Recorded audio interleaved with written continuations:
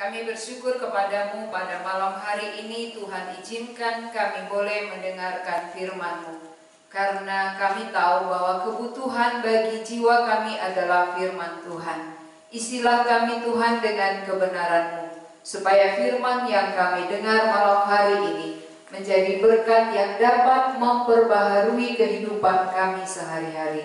Kami siap mendengarkan firman Tuhan. Dalam nama Tuhan Yesus kami berdoa. Amin. Mari kita membaca dari Daniel pasal yang ketiga ayat 1 sampai 18. Daniel pasal 3 ayat 1 sampai 18. Nanti saudara baca sendiri sampai selesai. Tapi kita baca hanya ayat 1 sampai 18. Kita baca dalam bentuk responsorium. Perapian yang menyala-nyala. Raja Nebukadnezar membuat sebuah patung emas yang tingginya 60 hasta dan lebarnya 6 hasta, yang didirikannya di dataran Dura di wilayah Babel. Lalu Raja Nebukadnezar menyuruh orang mengumpulkan para wakil raja, para penguasa, para bupati, para penasehat negara, para bendahara, para hakim, para ahli Taurat, dan semua kepala daerah untuk menghadiri pentabisan patung yang telah didirikannya itu. Lalu berkumpullah para wakil raja, para penguasa, para bupati, para penasihat negara, para bendahara, para hakim, para ahli hukum, dan semua kepala daerah untuk menghadiri pentabisan patung yang telah didirikan Raja Nebukadnezar itu. Dan berserulah seorang bentara dengan suara nyaring, "Beginilah dititahkan kepadamu, hai orang-orang dari segala bangsa, suku bangsa dan bahasa. Demi kamu mendengar bunyi sangkakala, seruling, kecapi, rebab, gambus, serdam, dan berbagai-bagai jenis bunyi-bunyian, maka haruslah kamu sujud menyembah patung yang telah didirikan Raja Nebukadnezar itu. Siapa yang tidak sujud menyembah akan dicampakkan seketika itu juga ke dalam perapian yang menyala-nyala. Sebab itu, demi segala bangsa mendengar bunyi sangkakala, seruling, kecapi, rebab, gambus, dan berbagai-bagai jenis bunyi-bunyian, maka sujudlah orang-orang dari segala bangsa, suku bangsa, dan bahasa, dan menyembah patung emas yang telah didirikan Raja Nebukadnezar itu. Pada waktu itu juga tampillah beberapa orang Kasdim menuduh orang Yahudi. Berkatalah mereka kepada Raja Nebukadnezar, "Ya Raja, kekallah hidup Tuanku. Tuanku Raja telah mengeluarkan kita bahwa setiap orang yang mendengar bunyi sangkakala, seruling, kecapi, rebab, gambus, serdam, dan berbagai-bagai jenis bunyi-bunyian harus sujud menyembah patung emas itu. Dan bahwa siapa yang tidak sujud menyembah akan dicampakkan ke dalam perapian yang menyala-nyala."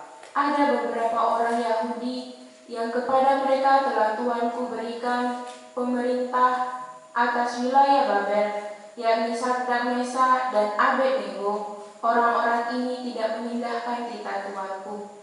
Ya Raja, mereka tidak memuja dewa Tuanku dan tidak menyembah patung emas yang telah Tuanku dirikan. Sesudah itu Nebukadnezar memerintahkan dalam marahnya dan geramnya untuk membawa Sadrak, Mesak, dan Abednego menghadap. Setelah orang-orang itu dibawa menghadap raja, berkatalah Nebukadnezar kepada mereka, "Apakah benar, hai Sadrak, Mesak, dan Abednego, bahwa kamu tidak memuja dewaku dan tidak menyembah patung emas yang kudirikan itu?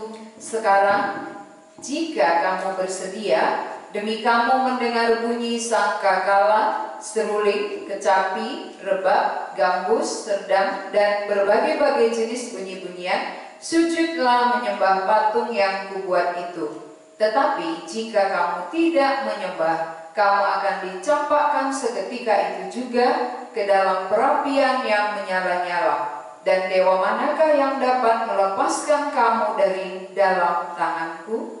Lalu Sadrak, Mesak, dan Abednego menjawab Raja Nebukadnezar, "Tidak ada gunanya kami memberi jawaban kepada Tuan dalam hal ini. Jika Allah kami yang kami puja sanggup melepaskan kami, maka Ia akan melepaskan kami dari perapian yang menyala-nyala itu dan dari dalam tanganmu, ya Raja.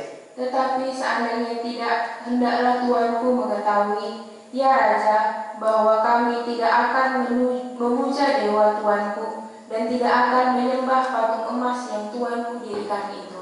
Ya, sampai di sini saja kita baca. Nanti saudara baca sampai selesai supaya saudara tahu secara keseluruhan isinya. Tema kita hari ini, Allah bertindak. Yang menjadi temanya adalah Allah bertindak. Saudara yang dikasihi oleh Tuhan, seringkali dalam pemikiran kita, kenapa ya orang percaya itu selalu mendapat sorotan? Kenapa di mana saja orang-orang percaya selalu disoroti? Itu sama dengan yang kita alami. Lalu seringkali justru orang percaya itu diejek, lalu mengalami banyak penderitaan, kesulitan. Kenapa Tuhan izinkan? Ya, hal ini boleh kita mengerti. Mengapa orang percaya di tengah-tengah orang yang tidak percaya mengalami sorotan, mengalami banyak penderitaan, oleh karena lebih banyak yang tidak percaya. Seperti yang dialami oleh Sadrak, Mesak, Abednego. Mereka berada di salah satu negara yang bernama Babel. Di situ yang berkuasa adalah raja. Semua keputusan raja ini harus dilakukan. Lalu pada waktu itu Raja Nebukadnezar belum mengenal Allah yang disembah oleh Sadrak, Mesak, Abednego. Mereka tahu, raja tahu, dan juga penduduk Babel tahu yang dipercaya itu adalah dewa-dewa, kemudian patung-patung. Maka raja sendiri membuat patung emas. Itulah yang dia sembah. Dan semua rakyatnya juga, terutama pembesar-pembesarnya, ketika meresmikan patung itu, diundang semua para pembesar. Tentu kalau para pembesar waktu itu yang ikut di dalamnya adalah Sadrak, Mesak, Abednego. Ini sebagai orang percaya. Yang lainnya semua orang Babel yang belum mengenal Allah. Tentu apa yang diperintahkan raja mereka taat. Apa yang disuruh oleh raja mereka lakukan. Karena memang itu yang mereka tahu. Itu yang mereka percaya.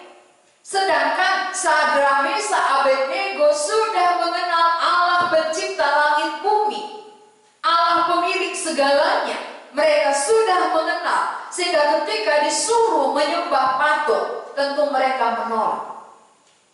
Tapi apa risiko kalau mereka berani menolak keputusan raja? Sedangkan mereka bekerja sebagai para pembesar raja. Ketika mereka menolak apa yang diputuskan oleh pimpinan terbesar seorang raja, berakibat sangat fatal. Akibatnya akan dilemparkan ke perapian yang menyala-nyala. Ini tidak ada yang bisa menghalangi. Kalau sudah dilemparkan ke dalam perapian yang menyala-nyala, tentu mereka akan mati. Maka kita berpikir, kenapa ya? Kok bisa orang percaya mengalami kesulitan di mana-mana, di segala zaman? Termasuk pada zaman kita sekarang juga. Selalu sepertinya orang percaya ini dipersulit. Karena orang percaya itu memakai nama Allahnya. Orang percaya itu membawa nama Allahnya. Dimanapun dia bekerja, dimanapun dia berada, dia memakai nama Tuhan. Dia membawa nama Allahnya. Sehingga biasanya, saudara, kalau kita mau melihat, pasti yang kita lihat itu selalu terang. Jarang kita kepingin melihat gelap. Tak ada suka melihat gelap. Selalu mata kita tertuju ke terang. Orang percaya itu seperti terang. Maka mata orang selalu melihat kita, menilai kita, melihat kita, memvonis kita, menghakimi kita. Karena terang, ada Allah di dalamnya. Sehingga kemanapun kita membawa nama Allah, maka mata orang tertuju kepada kita. Kita disoroti.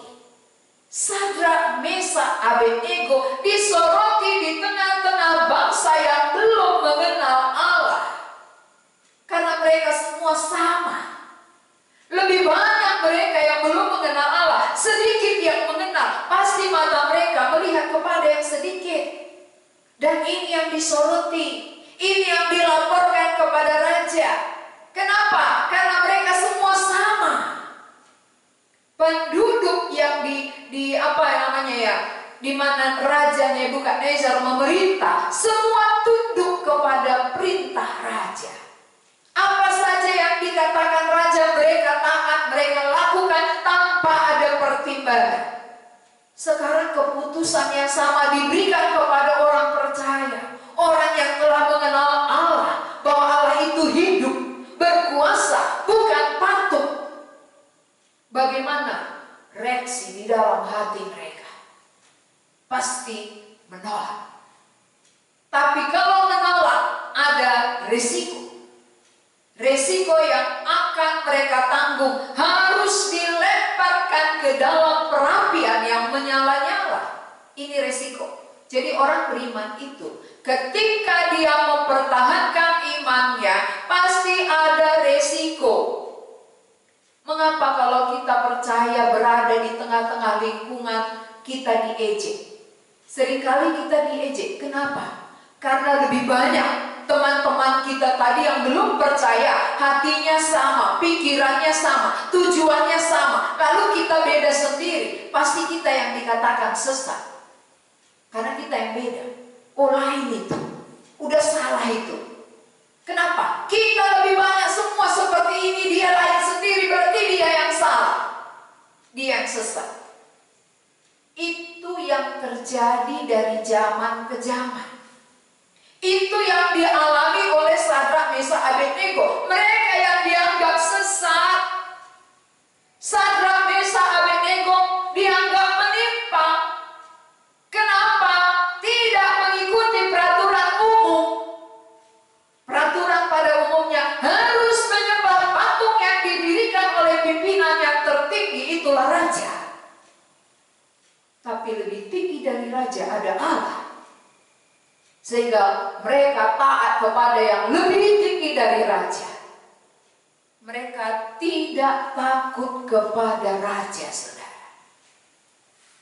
Nah, ketika mereka tidak menyembah, waktu pentabisan patung itu, ada orang Kasdim melapor. Berarti kan mata orang tadi melihat. Kalau dia tadi tunduk menyembah begini, kan harusnya dia nggak lihat siapa yang nggak tunduk.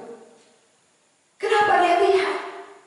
Mengapa orang Kasdim tadi yang disuruh sujud menyembah, tapi dia kok melihat Sadrak, Mesak, Abednego nggak menyembah? Berarti kan dia lirik-lirik, dia lihat-lihat. Seringkali, kenapa orang tahu kita beriman? Kenapa orang tahu kita nggak mau hidup terlibat di dalam dosanya, terlibat di dalam contekan, terlibat dalam korupsi, terlibat dalam dosa-dosa yang lain? Kenapa orang tahu? Berarti dia memantau kita. Ingat, saudara dipantau. Saudara dilihat oleh dunia. Kita diperhatikan oleh dunia. Segala gerak-gerik kita diperhatikan. Jangan kira orang lain gak melihat kita. Orang dunia sangat melihat orang percaya. Maka kalau sedikit ada kelemahan kita, mereka akan lihat. Iman kita pun akan dilihat. Perbedaan kita dengan mereka pun akan dilihat. Kalau kita beda dengan mereka, mereka akan katakan ini sudah salah. Tidak lagi sama dengan kita. Patokannya salah adalah kalau beda dengan mereka. Ini samanya menyembah patung. menyembah patung, semua sembah. Oh ini beda, ini lain. Sesat dia. Maka harus dihukum. Itu pengalaman kita. Maka seringkali kita yang dikatakan orang percaya, orang beriman, sering disoroti dengan orang yang sudah sesat. Oh sesat itu. Beda dia ajarannya. Beda dia yang dia sampaikan dengan apa yang kita tahu selama ini. Kan itu terjadi. Karena begitu pada umumnya. Jadi begitu kita beda dengan yang terjadi pada umumnya, orang katakan kita sesat. Sesat dari mana? Dari pemikiran umumnya. Bukan dari penilaian Allah. Tapi sesat menurut mereka sendiri. Menurut apa yang mereka lakukan selama ini. Kita tidak lagi berkecimpung di dalamnya. Kita tidak lagi melakukan dosa yang mereka lakukan. Sehingga kita dikatakan sesat. Sesat dari dia, dari dosa yang dia lakukan. Kita tidak di situ lagi. Nah ini yang dimaksud dengan berbeda. Jadi Sadrak, Mesak, Abednego ketika dilaporkan kepada raja bahwa mereka tidak menyembah patung yang didirikan oleh raja, raja sangat marah. Begitu dia marah, dia bukan langsung menghukum saudara, tapi masih memberi satu kali lagi cobaan. Sekali lagi dia katakan dalam ayat 15, oh begitu kamu tidak menyembah patung yang kudirikan. Kalau demikian sekarang saya beri kesempatan sekali lagi. Nah, inilah raja. Artinya apa? Tujuannya apa? Supaya mereka ini tetap menyembah patung yang dibuat oleh raja. Maka sekarang ketika kamu mendengar segala bunyi-bunyian seruling dan sebagainya, sujud kamu menyembah patung yang kudirikan. Sekarang, sekali lagi, ku beri kesempatan. Iblis seringkali buat begitu kepada kita. Satu kali kita sudah lulus. Kita lulus satu kali pencobaan, bukan berhenti iblis mencobai kita. Dia kasih waktu lagi. Sekali lagi, ku beri kesempatan kepadamu. Sekali kita lulus nyontek, bukan berarti berhenti. Nanti disuruh lagi. Ada kesempatan kedua. Lulus atau gagal. Ya. Jadi ini diberi oleh raja kesempatan kedua kali untuk menyembah patungnya, untuk sujud kepadanya, untuk menimpang dari imannya. Tapi mereka tidak goyah. Sadrak, Mesak, Abednego punya ketetapan hati, tidak mau bergeser dari iman percaya mereka kepada Allah yang telah mereka kenal dengan benar. Apapun ancamannya, apapun resikonya, mereka tidak mau menimpa.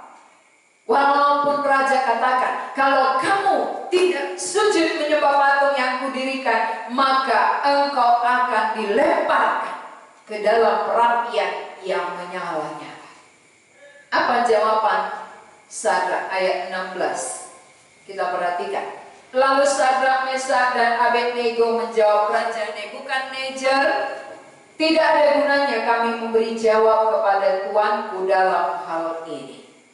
Dia nggak mau memperpanjang, nggak mau bersoal jawab dalam hal imannya. Kenapa?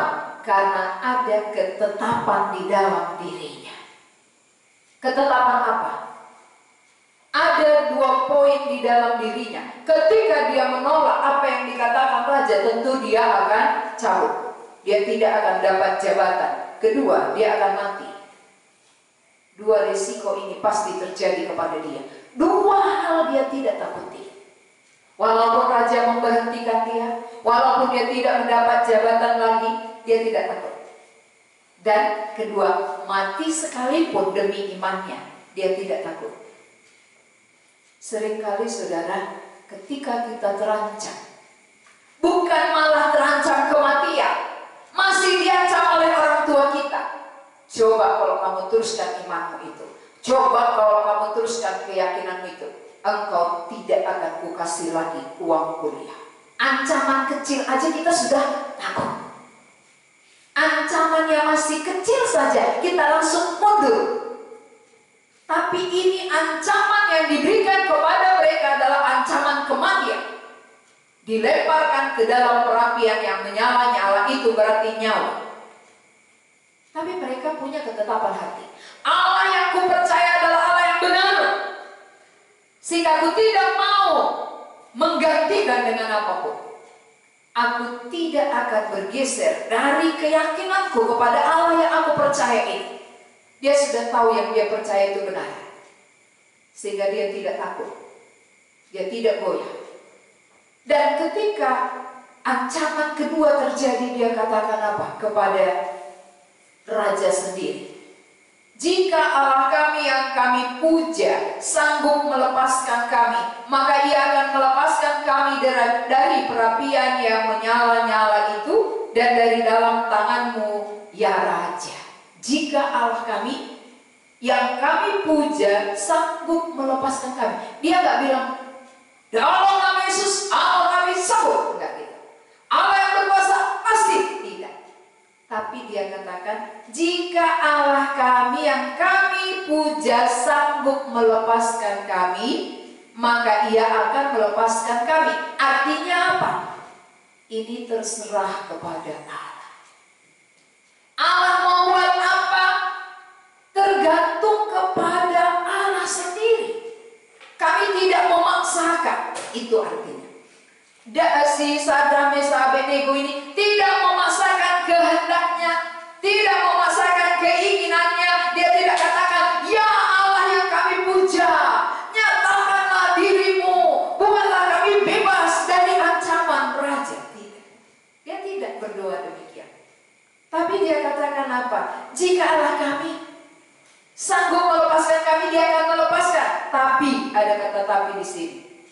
Ayat 18. Tetapi seandainya tidak. Ini artinya apa?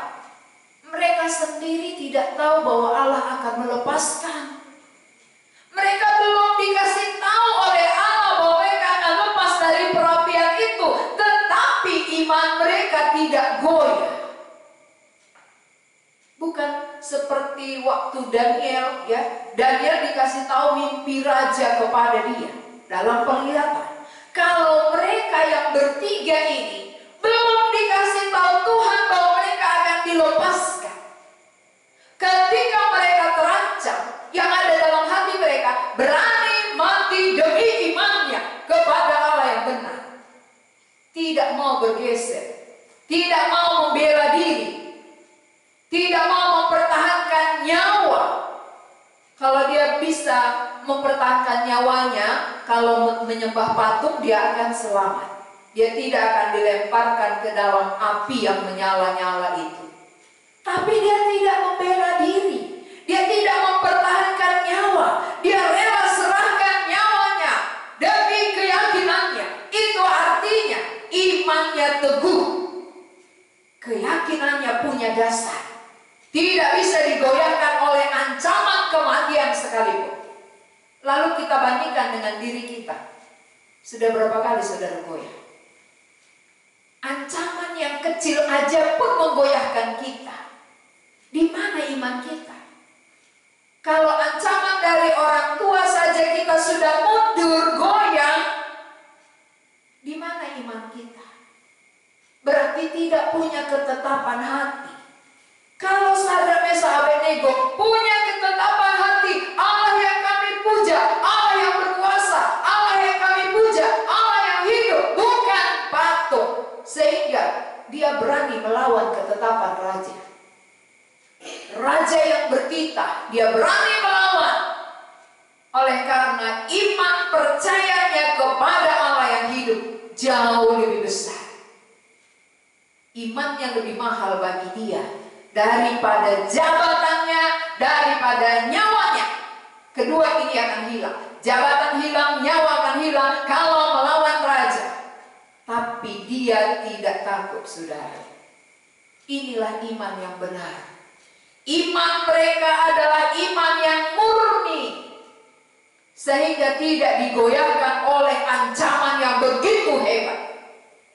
Maka dia katakan, seandainya tidak, ya, seandainya Allah kami tidak melepaskan kami tidak memaksakan. Dia tidak memaksakan kehendaknya kepada Allah. Tapi apa yang mereka katakan? Hendaklah tuanku mengetahui ya Raja, bahwa kami tidak akan memuja dewa tuanku, dan tidak akan menyembah patung emas yang tuanku dirikan itu. Tidak mau bergeser, tidak mau menimpa. Kenal Allah, iya. Tahu Allah, iya. Beriman kepada Allah, iya. Dasarnya kokoh, iya. Itu membuat tidak bisa digoyahkan oleh siapa, oleh raja sekalipun, oleh ancaman sekalipun. Tidak bisa digoyahkan. Mari kita lihat iman kita. Iman yang bagaimana yang kita punya. Iman seperti apa yang kita miliki. Kita katakan, aku orang beriman, aku orang percaya. Sedikit aja tantangan, sedikit aja ancaman, langsung KO. Langsung KO. Langsung takut. Ini menjadi contoh kepada kita.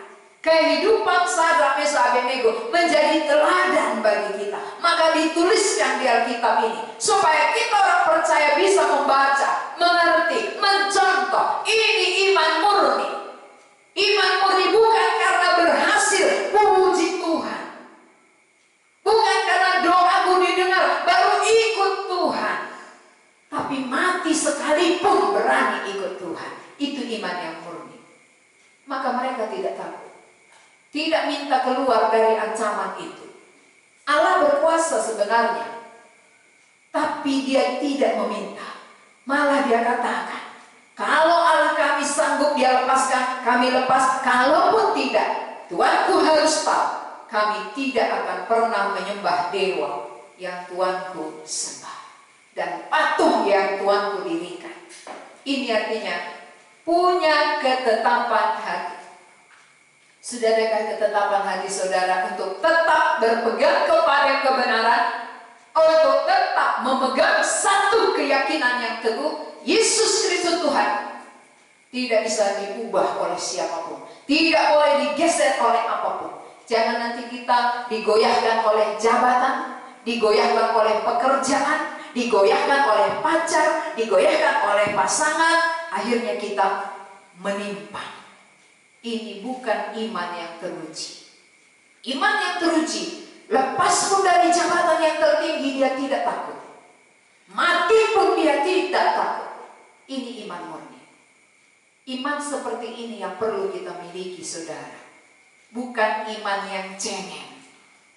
Iman cengeng itu sedikit ada hambatan nangis, sedikit ada tantangan keok, itu cengeng namanya. Bagaimana kalau kita sudah lama, umur kita sudah 30 tahun ya, lalu kita gampang sekali menangis, cengeng sekali. Itu kan kayak anak-anak. Kalau kerohanian kita juga terus kerohanian yang cengeng, berarti rohaninya nggak dewasa-dewasa, anak-anak terus. Padahal lihatlah, Sadrak, Mesak, Abednego bukan di negaranya, bukan di kampungnya, tapi di Babel, tempat mereka dibuang. Mereka bisa pertahankan iman di tengah-tengah orang yang menyembah berhala. Kita masih di lingkungan orang Kristen, tapi iman kita iman yang gampang goyah.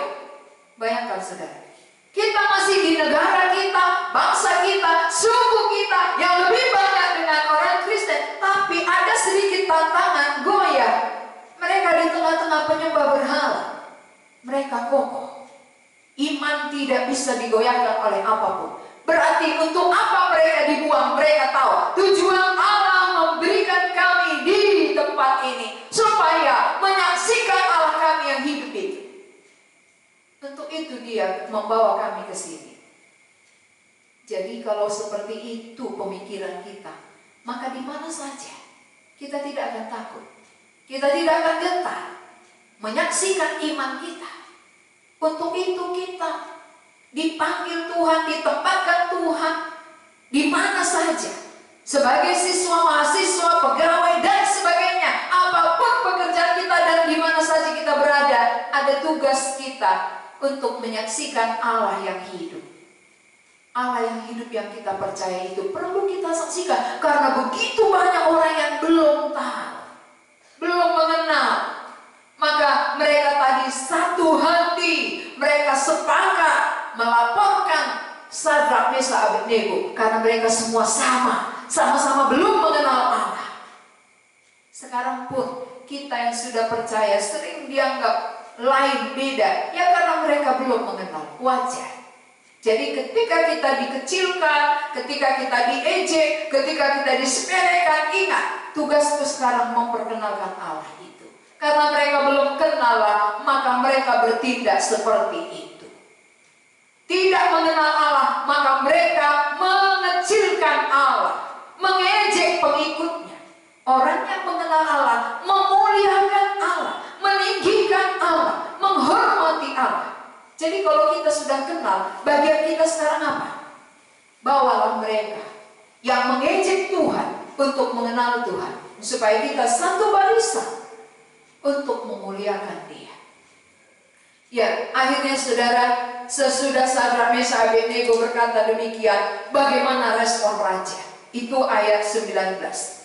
Maka meluaplah kegeraman Nebukadnezar, air mukanya berubah terhadap Sadrak, Mesak, dan Abednego, lalu diperintahkannya supaya perapian itu dibuat 7 kali lebih panas dari yang biasa. Bayangkan, ditambah panasnya 7 kali lebih panas dari biasa. Berarti sudah pernah kejadian seperti ini. Sekarang untuk mereka yang menentang raja, melawan ketetapan raja, dipanaskan 7 kali lebih panas dari biasanya. Karena marahnya, karena geramnya. Geram itu sudah di atas marah. Karena raja sangat geram kepada ketiga orang percaya ini, maka perapian itu dipanaskan 7 kali lebih panas. Dan diikatlah mereka. Tiga-tiga mereka diikat, disatukan, lalu dilemparkan ke dalam perapian tadi. Oleh karena panasnya api ini, yang melemparkan mereka justru mati. Bayangkan, kalau yang melemparkan dari jauh mati, bagaimana panasnya itu? Betapa mengerikan panas api yang sudah dibuat oleh raja, oleh karena geramnya, amarah, emosinya terhadap Sadrak, Mesak, dan Abednego ini. Saudara-saudara, menghadapi situasi yang sulit, ancaman yang berat, kematian itu, mereka tidak takut. Kenapa mereka tidak takut? Karena ada pengharapan yang kekal. Orang beriman itu bukan dunia ini pengharapannya. Dia punya pengharapan kekal di surga. Ini membuat mereka kokoh, tidak takut mati. Mengapa kita takut kali mati? Apakah kita yakin bahwa rumah kita sudah ada? Kalau rumah saudara sudah ada lebih baik di sana, kenapa takut mati? Toh mati tubuh ini, jiwa kita sudah hidup bersama Tuhan selama-lamanya. Gak perlu lagi takut.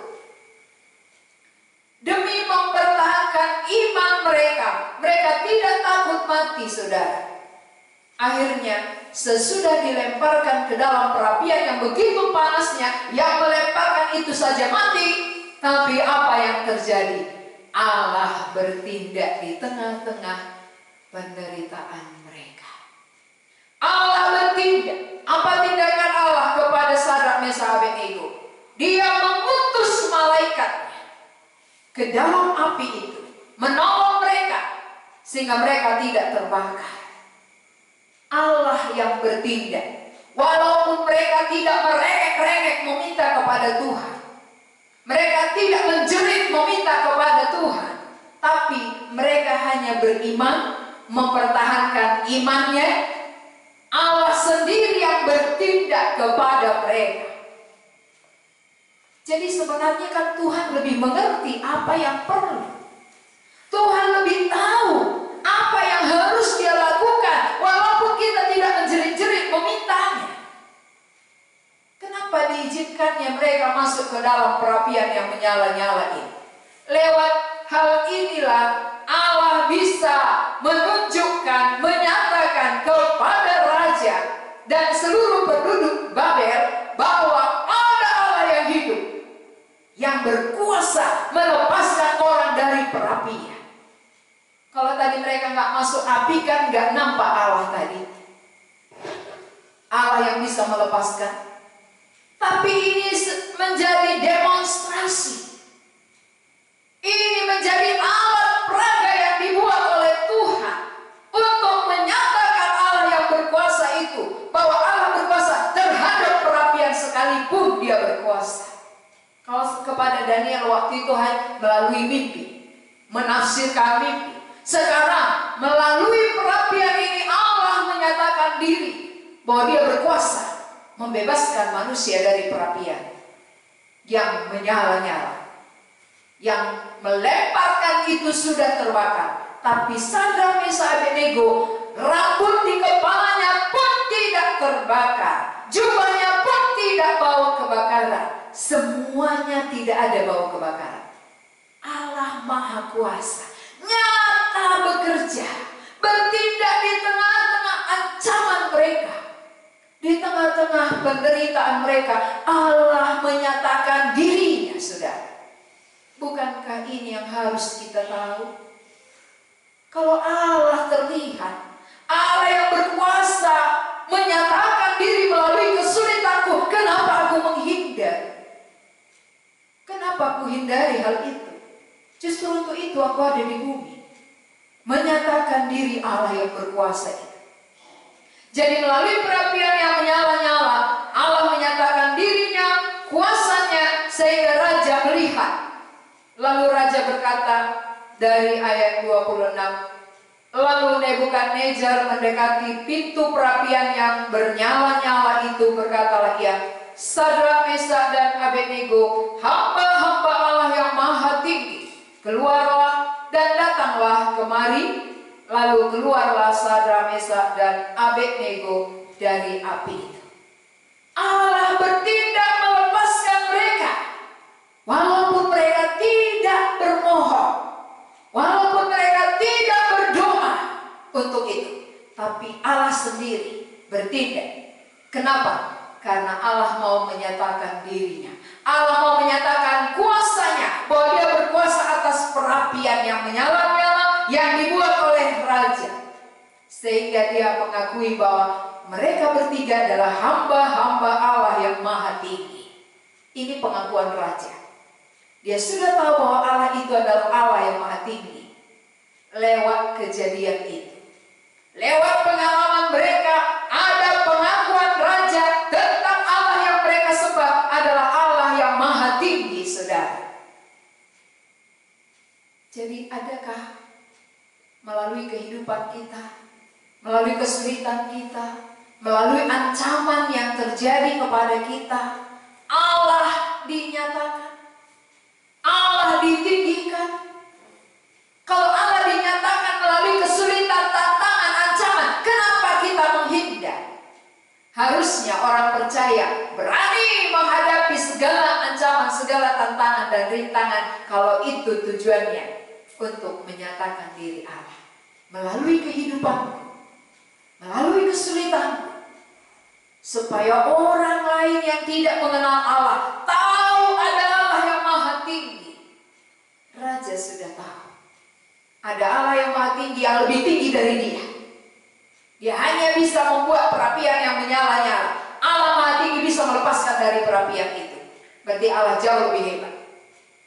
Kalau raja tadi nggak mampu melepaskan Sadrak, Mesak, Abednego, kalau sudah di dalam perapian, nggak sanggup dia membebaskan mereka. Tapi Allah maha tinggi sanggup membuat mereka tidak terbakar. Berarti ya, kekuasaan yang tertinggi ada pada Allah, saudara. Kalau saudara anak-anak Allah, berarti saudara memiliki kekuasaan Allah.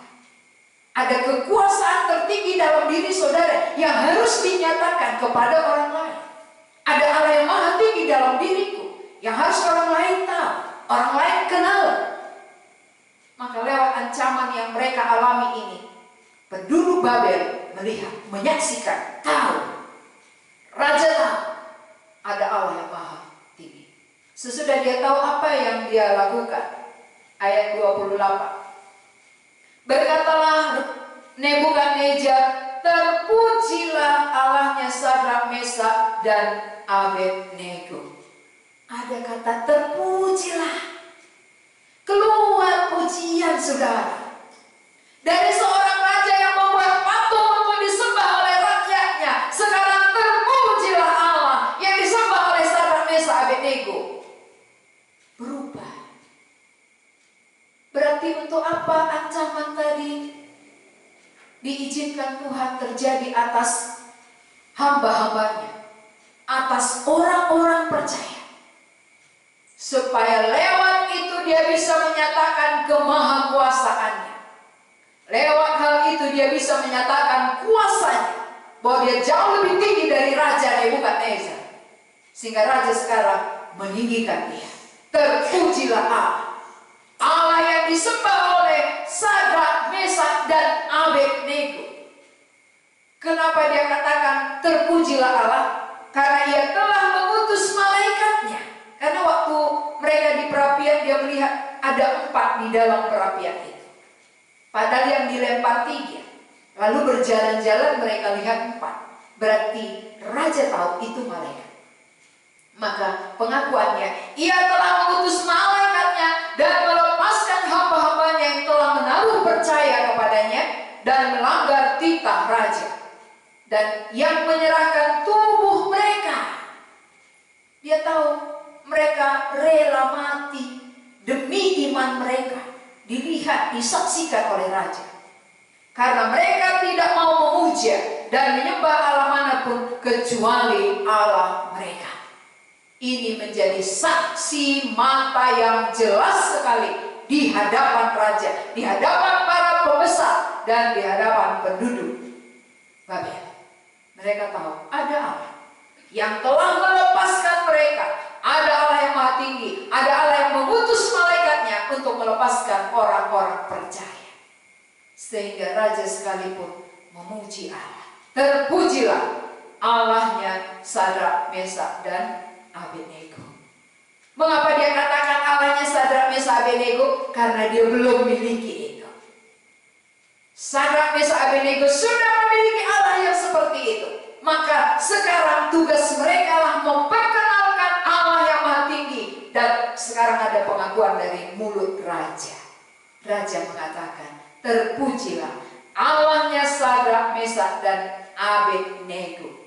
Saudara-saudara yang dikasihi Tuhan, sudahkah ada orang memuji Allah lewat kehidupan kita, lewat iman kita, lewat kehidupan kita yang nyata? Orang lain melihat Allah, apakah itu melalui kesulitan, melalui tantangan, ancaman sekalipun, sehingga orang tahu ada Allah dalam diri kita dan orang bisa memuliakan Tuhan. Ini seharusnya tugas kita. Tugas kita bukan menghindari daripada kesulitan, bukan menghindar dari ancaman. Di tengah-tengah dunia ini kita selalu diperhadapkan kepada ancaman, kesulitan, tantangan. Tapi bertujuan untuk apa? Untuk memperkenalkan Allah kita. Jadi kalau semuanya itu bertujuan untuk memperkenalkan Allah, mengapa kita menghindar? Harusnya kita jalani. Semua yang Tuhan izinkan kita alami, kita jalani dengan bersyukur. Tuhan, saya mau menjalani demi namamu dikenal orang. Walaupun aku diejek, walaupun aku dicela, walaupun aku terjepit, tapi aku mau menyatakan diri. Misalnya contoh, di tengah-tengah pekerjaan saudara, saudara gak mau neko-neko, saudara mau menjalankan kebenaran. Lalu lebih banyak orang melakukan kepalsuan yang tidak benar. Pasti mereka membenci saudara. Apakah karena itu saudara ikut dengan mereka? Oh, supaya aku diterima, supaya aku tidak dibenci, aku harus mengikuti mereka. Ketika saudara mengikuti mereka, maka Allah yang saudara percaya tidak akan pernah dikenal. Tapi ketika kita mempertahankan iman kita, menjalankan kebenaran di tengah-tengah orang yang tidak benar, barulah mereka bisa melihat ada Allah di dalam diri kita. Itu yang harus kita perkenalkan. Itu yang harus dikenal oleh orang lain, supaya mereka juga ikut memuliakan Tuhan. Nah, kemudian tindakan Allah yang kedua, yang pertama tadi melepaskan Sadrak, Mesak, Abednego dari perapian. Tindakan Allah yang kedua adalah dari ayat 30. Lalu raja memberikan kedudukan tinggi kepada Sadrak, Mesak, dan Abednego di wilayah Babel. Dua hal dikerjakan Allah. Dua tindakan Allah yang nyata. Tidak ditakutkan mereka kehilangan jabatan. Allah mengangkat jabatan mereka. Tidak takut kehilangan nyawa. Allah melepaskan mereka. Allah yang bertindak. Bagianku menyatakan imanku. Bagianku punya ketetapan membela Allahku. Allah yang akan bertindak. Tapi kalau kita membela diri kita, atau kita mau diterima oleh orang lain, kita mau sama dengan mereka, maka Allah kita tidak akan pernah jelas. Tidak akan pernah jelas bagi mereka. Sadrak, Mesak, Abednego tahu untuk apa dia ditempatkan di posisinya sebagai para bangsawan. Di tengah-tengah pemerintahan dia dibuat kedudukan tinggi. Untuk apa? Supaya Allah yang Maha Tinggi boleh dikenal oleh raja dan seluruh rakyat. Maka raja sendiri membuat satu peraturan. Dia katakan kepada rakyatnya, kepada semua bangsa, itu ayat 29. Sebab itu aku mengeluarkan perintah bahwa setiap orang dari bangsa, suku bangsa, atau bahasa manapun ia yang mengucapkan penghinaan terhadap Allahnya Sadrak, Mesak, dan Abednego akan dipenggal-penggal, dan rumahnya akan dirobohkan menjadi timbunan puing, karena tidak ada Allah lain yang dapat melepaskan secara demikian itu. Ini peraturan baru. Peraturan baru dikeluarkan raja. Tidak boleh siapapun menghina Allahnya Sadrak, Mesak, Abednego. Siapa yang menghina, kepalanya akan dipenggal-penggal, rumahnya akan dirobohkan. Saudara-saudara, bayangkan, 3 orang bisa menyatakan diri Allah yang Maha Kuasa, membuat mereka bisa mempermuliakan Tuhan. Dari 3 orang tadi, dari Sadrak, Mesak, Abednego, Allah mereka akhirnya sekarang dikenal. Tidak boleh dihina. Ini kan pengumuman dari raja. Kalau raja yang mengumumkan, berarti kan semua orang tahu. Betapa pentingnya kehadiran orang percaya di tengah-tengah orang yang belum percaya. Tapi kalau iman kita tidak kokoh, maka Allah kita tidak akan jelas bagi mereka. Ketika iman kita jelas, kokoh, tidak pelin-pelan, tidak cengeng, tapi berani menjalaninya demi memperkenalkan nama Allah kita, maka Allah itu akan dikenal oleh orang lain. Sama seperti yang sudah dialami oleh Sadrak, Mesak, dan Abednego. Di tengah-tengah ancaman sekalipun, mereka tidak takut kehilangan jabatan, tidak takut kehilangan nyawa. Lalu 2 hal ini Allah sendiri bertindak. Justru secara jabatan dia dinaikkan Allah, nyawa dilepaskan oleh Allah. Walaupun tadi sudah relanya mereka mati, tapi dari pihak Allah melepaskan supaya Allah dikenal.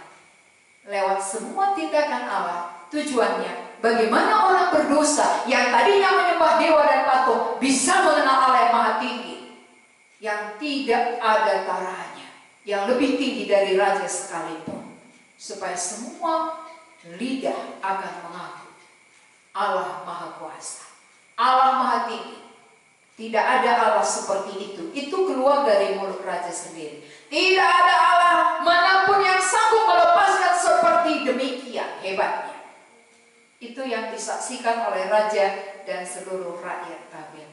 Saudara-saudara, adakah ancaman, adakah tantangan di dalam kehidupan kita beriman? Bagaimanakah kita meresponi tantangan itu? Bagaimana kita bereaksi terhadap tantangan itu? Pasti menjalani perjalanan iman kita ada selalu tantangan dan rintangan. Tapi kita tahu Allah pasti bertindak. Tujuan Allah memberikan, mengizinkan itu semua, namanya bisa diperkenalkan. Maka kita sebagai orang percaya harus tahu tujuan kita. Untuk apa kita diselamatkan? Untuk apa kita ditempatkan di dalam suatu tempat? Supaya dapat memperkenalkan Allah yang Maha Tinggi, agar orang-orang yang menyimpang bisa mengenal dan berbalik kepada Allah yang benar itu. Mari kita berdoa. Tuhan, kami mengucap syukur untuk firman yang sudah kami dengar malam hari ini. Kami tahu bagaimana ancaman terhadap Sadrak, Mesak, Abednego begitu mengerikan. Mereka diancam, dilemparkan kepada perapian yang menyala-nyala. Tetapi mereka tidak takut, karena mereka punya pengharapan yang kekal. Mereka akan kehilangan jabatan, mereka tidak takut, karena mereka punya Allah yang hidup, Allah yang Maha Tinggi, dan Allah yang demikian yang harus diperkenalkan.